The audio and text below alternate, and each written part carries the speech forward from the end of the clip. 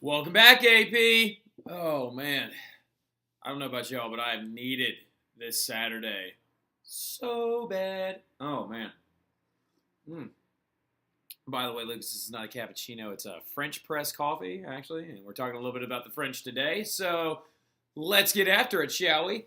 Oh, no. My wife bought these goofy little boots for our dogs. They're so weird. Now, we left off in class talking about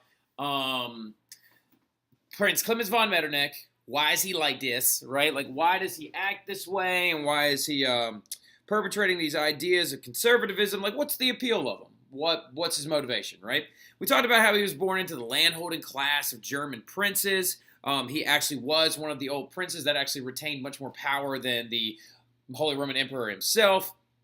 We talked about how he had a brilliant political career in Austria and grew to be the foreign minister from about, I think, 1804 or 1809 to 1848. So a very, very long career, right? Illustrious career at that. Now, anyway, he believes also in a Hobbesian view of people. Now, we talked about it in class. What are the two types of people? Hobbesian people, and then there are good job, Mala. They're the Rousseau people, right? Hobbesians believe that everybody's up to something and they're always going to betray you, whereas Rousseau believes in the great parts of everyone, right? So after that, though, we then talked about how, speaking of that part, he also hates the idea because he believes that, like, as a Hobbesian, he believes that people are going to betray not only themselves, but each other, so they need a strong, powerful monarch to reside behind so that they can actually be able to prosper. That they don't know what's good for themselves, whereas somebody who believes in Rousseau would say, oh, I of course know what's good for myself. Now, he also hates the idea of this thing I like to coin as conservative kryptonite, all right, which is the idea of self-determination. Self-determination is the process by which that a state's people or a group of people choose its own government, right? Again, he's a Hobbesian. He believes that people don't have the ability to actually choose properly for themselves, depending on a lot of different reasons why. Can span different ideas like education, right?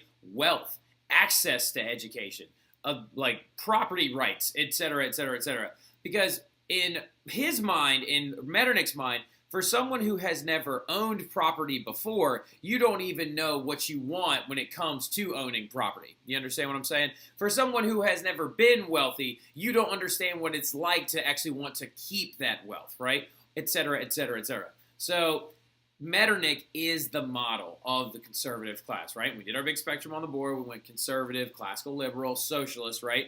Now, the one that we're not going to talk about too heavily because they're kind of just, they are who they are the classical liberals. But we're going to talk about some other stuff here and there, okay? You just need to know that the liberalism appeals to different ideas as well as the middle class. Socialism appeals to the poor, or the urban working. And then conservatism appeals to the old nobility, right? Now, self-determination is an idea that scares Metternich a lot because, like I said, he just thinks that people don't know what to do. Like, he believes that people do not have the ability to choose their own government, right? Now, self-determination, though, also relates a lot to nationalism, which we'll get into in a little bit. So he even went as far as to figure out ways to unite conservatives across cultural and wartime boundaries, right? The Russians and the Ottomans hate each other, right? They can't stand each other because over time, the Russians have been encroaching on Ottoman territory, right? Because as the Russians pushed the Mongolians out underneath Ivan and the Rurikid dynasty, right? And then incoming the Romanovs, and then going into Peter the Great, and they're taking away port cities like the Azovs from the Ottomans, and really, really, really just kind of disheveling everything the Ottomans want to do. They do agree on one thing, though. They agree on the conservative idea. So he believes that if I can even unite people like the Russians and the Ottomans who hate each other to understand that conservatism is the way to go, I'm doing my job right. So he even united conservatives that were enemies for a long time. And this right here is a map of the Austro-Hungarian Empire at the time. This right there shows you why he hates that idea of self-determination so much. I'll get to the red block here in a little bit. But because if you look at every one of these different colors, that's a different ethnic group. They have a different language, different culture, different history, different customs, different everything. But they're being ruled over by German-speaking Austrians, right? So he hates the idea of self-determination because he believes that at any moment, with self-determination, these people could possibly rise up and cause a lot of issues, right? So going forward, though, his biggest goal when he takes all of his ideas and his motivations, his biggest goal is to repress the revolution, right? How do I prevent the French Revolution or one like it from ever occurring ever again? Now, the problem is it's not that easy. Oh my, don't freak out. Stop freaking out. Stop. There we go. So, it's not that easy, right? Trying to fight this revolutionary spirit is not a very simple job because the conservatives are fighting what they actually call the dual revolution, right? A lot of historians have actually referred to this whole thing as the dual revolution because it's not just the one revolution that was occurring in France, right? It's actually this economic and political change that was brought on by Napoleon, like Napoleon's toothpaste, right? That spread over the continent when he took over the entire thing, that fused and reinforced the ideas of socialism and liberalism into the people of these other countries, right? So not only is he trying to suppress the revolution in France, but now he is also with the other arm trying to prevent other countries from rising up with new socialist and liberal ideas to try and create revolutions of their own, right? So it's what many historians called it trying to fight this dual revolution, that it's not just simply repressing the French one, but you got to repress even new ones from popping up, right? And the big part of this becomes like Team Liberal versus the Holy Alliance, right? Now, some of you are like, wait a minute. You just said quadruple alliance like 5 minutes ago. What the heck's going on, Mr. Terry? Now, like, something you need to know about this time period in and of itself. If you want to just go ahead and put not smiley faces, like angry faces and exploding head faces and stuff like that all over this, like, chapter or section, if you will, I'd understand, okay? Because this particular chapter is just a who's who of ridiculous, all over the place, intense, this ism, that ism, liberals, conservatives, but not like the ones now. They're older and they're different because the ones that were then now are now different and da-da-da-da-da. It's confusing stuff, all right? So, like, I know it can be very, very confusing. Just like when we talked about how, like, the Quadruple Alliance holds the Congress of Vienna, and Charles Talleyrand is there, and Casserole Robert from Great Britain, and they're doing all these different things. There are actually there's like an alliance within an alliance, right? So remember when we talked about how Britain is kind of the silent partner in the Quadruple Alliance, right? They're off minding their own business on the island. They're industrializing. They're preparing for the Crystal Palace Fair. They've got things to do, right? So the Holy Alliance is the ultimate group of conservatives in continental Europe, right? And that's Prussia, Russia, and Austria.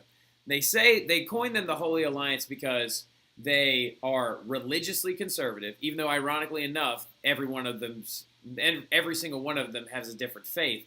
But they try to push their ideas along these religious conservative lines, right? So what ends up happening, though, is the Holy Alliance ends up becoming the aggressor, right? They're Elmo with a knife right there. They're the ones that are very, very aggressive, and they're trying to stop and prevent any new liberal ideas from popping up, right? So their biggest goal, suppress the adventation or invention of any constitutions that are coming up in Europe, right? Let's burn these bad boys left and right.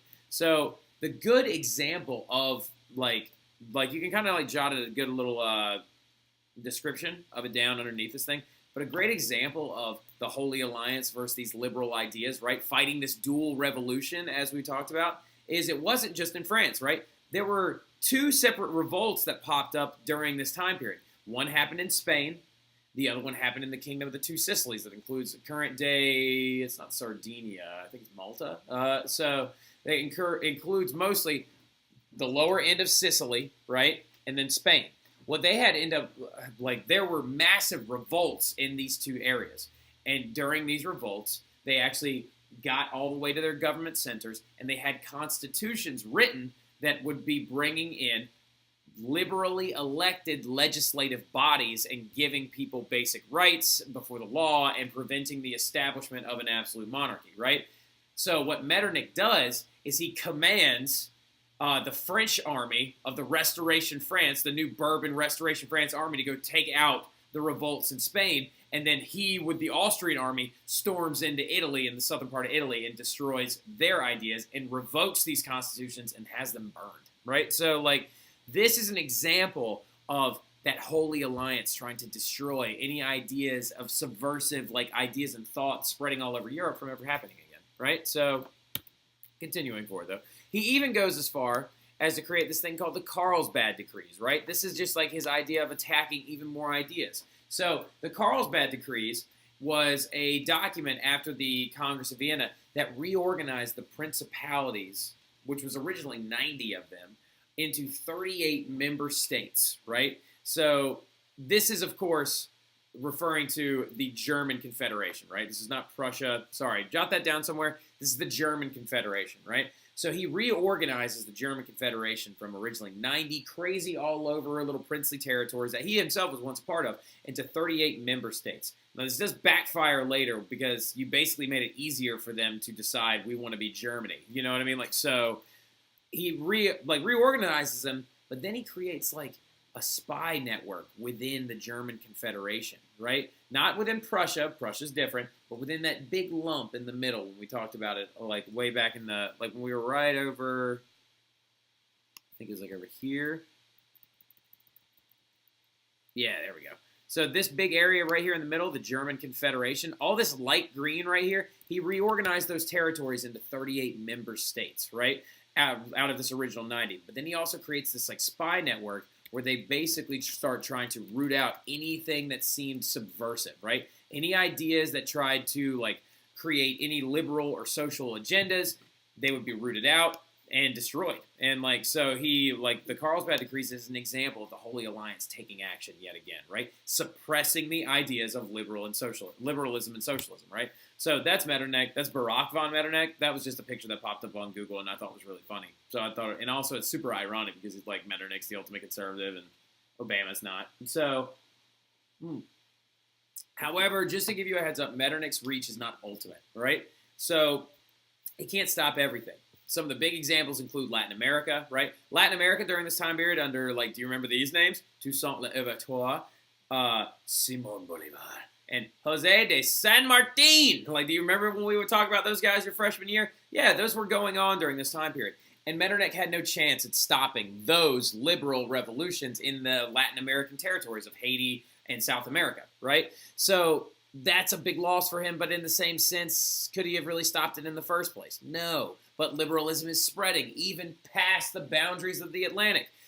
Belgium is going to break away from the Netherlands again, right? Like originally after the Congress of Vienna, the Netherlands were allowed to take Belgium back, and then Belgium breaks away again in 1831. So his reach isn't ultimate, but he did do a lot for many, many, many, many years, creating this giant Age of Metternich peace that suppressed any type of liberal uprisings. Because in theory, you look at it like Metternich's kind of like it's a double-edged sword because it's like he's repressing the things that we love now, but he's also reorganizing and creating a period of peace after the most bed-rocking, destroying event, the French Revolution, that had occurred in Europe up until this point, right? So, like, if you really look at it, went French Revolution, Napoleon takes over everything. No, now he's gone, right? Metternich achieved a great thing of this giant period of peace, but at the same time, he used some very, like, shaky methods to do it, right? So now we're getting into this other new concept that's, like, lurking in the background, right? So we're leaving Metternich behind for now, all right? So I'm going to, okay, what are we doing? There we go. So we're going to leave him behind for now, but we're now going to go over a topic that is kind of lurking around in the shadows, right? It's poking its head out every now and again. It's this fledgling little virus of an idea that no one really sees coming. And you guys are going to begin to simulate very, very soon, right? So that example, or that virus of an empire, and why I call it a virus is because this stuff, this thing, this infection, this idea itself destroys empires, right? Empires hate this thing because they're multinational, right? So nationalism is the idea that each group of people, has its own genius and its own unity, seen mostly in their common history and in their common language, right? For example, Germans have German language, cuisine, dress, garb, festivals, holidays, like they all have a national identity, right? So during this period, though, excuse me, that is going to spiral forward due to the fact that most empires are looking like this. All right, so if you look at it the way that I'm trying to explain it in a sense that nationalism, right, is an infection of an empire, because if you look at the Austrian Empire right here, you've got Austrians, Hungarians, Slovakians, like you've got Czechs, you've got Slovenians, Bosnians, Serbians.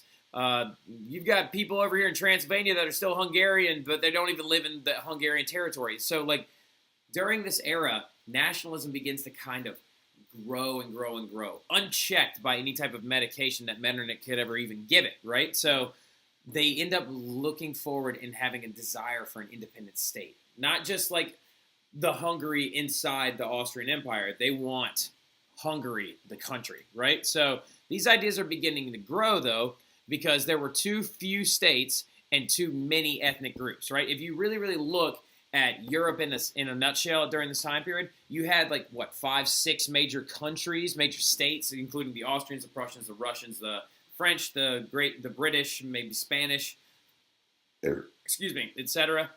But you had upwards of 40 to 50 different cultural groups, right? Different ethnic groups. So what these ethnic groups are going to usually probably do is link up with either classical liberals or Democratic Republicans. And then the worst thing that could have happened is nationalism probably would have died out had the Industrial Revolution not occurred, right? So, I don't want to open photos. Now, the Industrial Revolution served as like the booster shot or the steroids that nationalism needed to keep pushing forward. I don't want to open photos. Stop trying to make me open. Not now. So, anyway, served as the boost that it needed because it created the infrastructure for people to now communicate with one another and spread their ideas further, right? So due to the Industrial Revolution, people are beginning to urbanize. They're moving towards centrally located cities, and they're also being able to communicate with each other over greater distances. So it's now taking all these like little village dialects where like people's languages are kind of like almost, excuse me, I've got a cold. I'm trying to get over it. Now, so for example, if New Jersey was an ethnic group during this time period, right? Before the Industrial Revolution, one of you might go out to, I don't know, Hamilton or Berlin or something like that, ironically enough, one of those places. They might not even speak the same language as you. Well, they do, but it's a much different dialect, and you can't even barely understand them, right? The Industrial Revolution served as like that mediating ground, right? Now that everyone can communicate with one another and everyone's urbanizing and moving in and kind of laid up on top of each other because they're living in these large cities, their languages are beginning to kind of thin out and pan out, right? Germans now have a national identity, and they're linking up with people that are like-minded just like they are, right? So the movements didn't erupt until later, but they began here in the mid-1850s when the continent finally industrialized and following the Congress of Vienna, right? But just keep in mind that nationalism is a big deal and it's on the way, all right? Now, we got one more thing to talk about and we're done, all right? So now, socialism. Some of you are like, why is he talking so slow? I just don't feel good right now, and I'm trying to like bounce back.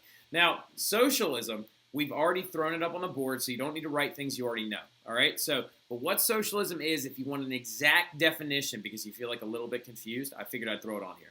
It's a backlash against the individualism of the Industrial Revolution, right? The Industrial Revolution gives everyone the idea that you are now not a part of this community. You are an individual in competition with other individuals trying to make your money and progress your life further, right? So it led to a fragmentation of society, which is another thing that the socialists did not like. A move, my bad. It's like what socialism is a move toward cooperation and a sense of community, right? It's a grandiose idea that we will not try to profit over one another, that we will share in our wealth and excess equally, morally accepted. Like it's not the best idea on the planet, but it's very, very sweet. You know, like now, remember, they hate certain things, right? They hate class structure. They don't like private property. They don't like free markets. They don't like a lot of stuff, right? So they like two things I added to that list that you can throw onto yours. They like government intervention, they like economic planning, and they love universal suffrage, right? So they like these different ideas, okay? Now, the thing about it is socialism, some of y'all are wondering to yourselves, like, man, this thing just came tearing through the walls, like the Kool-Aid man being like, oh yeah, no private property. Well, it's not really like that. It was very, like, kind of shattered and all over the place. Remember how we talked about in class? It was like they had a lot of ideas, but they really couldn't agree on anything? Well, you're going to see why. So let's talk about where it started, right? So where do you think socialism itself started? Where did it begin?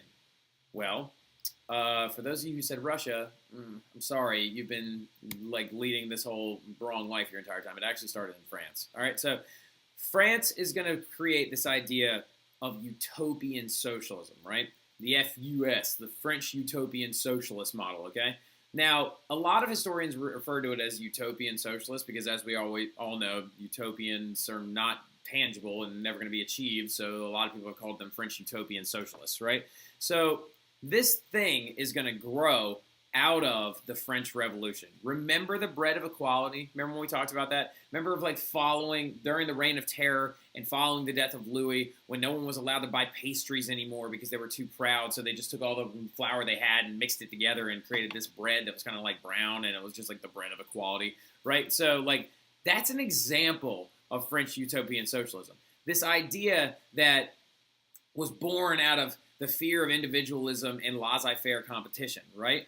Or laissez-faire. So revolutionary thinkers, or French Revolution thinkers, demanded a government during the Reign of Terror and during the fallout and the power vacuum created by the death of Louis XVI that ran the economy because competition, they believed, is going to fracture the French community, right? So since nationalism is at an all-time high in the French Revolution, these thinkers that are the earliest socialists are saying, we're going to destroy this new national identity if we allow them to compete with one another, right? Which, ironically enough, when you really think about it, is kind of a Hobbesian view of people. Now, key elements, though, of French utopian socialism is economic equality, a planned economy, and no or state-regulated property, right? That means no private property, or the state must regulate how much everyone gets, all right? So what a planned economy is setting prices and preventing competition, all right? Just for anybody that's kind of confused right now. So as you can see right now, this is very, very, very, very difficult to achieve. Certain people are going to step up and try their best to come up with, like, tangible ideas, right? So this, like, socialism's like a pan of brownies in the oven, right? It's just gone in there, and you know how, like, have you ever pulled brownies out a little too early, and they're just, like, not fully cooked, or a little too late, and they're, like, dry? There's, like, a sweet spot right in the middle that you want, right? That's like classical liberalism was pulled out right at that sweet spot. Conservatism was pulled out right at that sweet spot. Socialism has no freaking clue what temperature the oven is on, right? Like, they don't even know what's really going on yet. They're trying to get themselves figured out because it was started in hysteria of a revolution. So this one guy named Count Henri de Saint-Simon shows up, right? This bull right here. And he starts coining ideas that make a little bit of sense towards this new doctrine, right? In his, oh, hey, Casterlet, how are you? So now, anyway, he starts coining these ideas of the social agenda where he starts basically referring to, in a lot of his works, he starts going out there and saying, well, there are certain people that are known as parasites, right? And the parasites, he referred to them as church officials, lawyers, the aristocracy, right? People that have been feeding off of these other, like, the rest of society. Now, we have parasites, these scum, these pieces of crap, and it is up to the doers to save society from itself, right? Doers are scientists, engineers, industrialists that are supposed to keep these really, really high morality standards and help the poor and create this age of gold of which we will enter into, i.e. the utopian socialist idea, right? That no one will be scrounging for bread anymore, and that the engineers and the scientists will forego profit in the terms of helping their people, right? So do you understand what I'm saying? We're going to, like, really wash all this stuff out on Monday to make sure we actually know what's going on. Might, like, do, like, a little half a review game kind of day. I might bring in, like, a bag of candy and throw some stuff out to you, see if you can get it, all right? So we'll see where we're at, all right? But that's a great idea, Saint-Simon. That's a great idea, right? I agree with you sometimes. I think that there are... Cashley, why are you here again? All right, so I agree with you. I think that sometimes the wealthy can be parasitic, and I think it is up to the doers of society to do the right thing. But I think you're also trying to be a little, like, lofty if you think the doers aren't going to try and profit. Now, After the Congress of Vienna and the growth of industrialism, socialists are going to turn their attack on capitalism itself, right? So Saint-Simon's ideas are going to begin to get washed out with a new wave of thinkers, like guys like Fourier, right? And Fourier is kind of nuts, right? So he wanted to abolish marriage because he thought women were being sold like property, which, I mean, they kind of were, but you don't need to abolish marriage. And he wanted to create no more countries, no more borders, no more anything, but only subset communities of 1,620 people apiece. Well, that doesn't make a lot of sense there, Fourier. Even Saint-Simon's followers thought that this was kind of insane, right? Like, they were like, wait a minute. You want to, why does Castrolay keep showing up? Now, you want to create economically planned communities, and you want to, like, create sexual freedom in these places where, like, kids are born out of wedlock left and right. Even Saint-Simon's followers were like, all right, this is a little immoral and weird. So this is the division of socialism, right? Coming out of the French Revolution and after the Congress of Vienna, and socialists could not agree with one another. They were pulling the brownie pan out left and right, didn't even like turn the oven on half the time, right? Until this guy comes along, Karl Marx, right? He comes in as the guy that creates the new socialism foundation, okay? And we will talk about him on Monday, all right? I know that one's a brutal one. I understand. It's kind of a slow churning one. It's a lot of like simmering and bubbling stuff up right now. But we will kind of mix everything up a little bit on Monday, try and see if we can make sure we know where everything is, where everything's going. But we'll talk about it then. I'll see you guys then. Have a great rest of your weekend.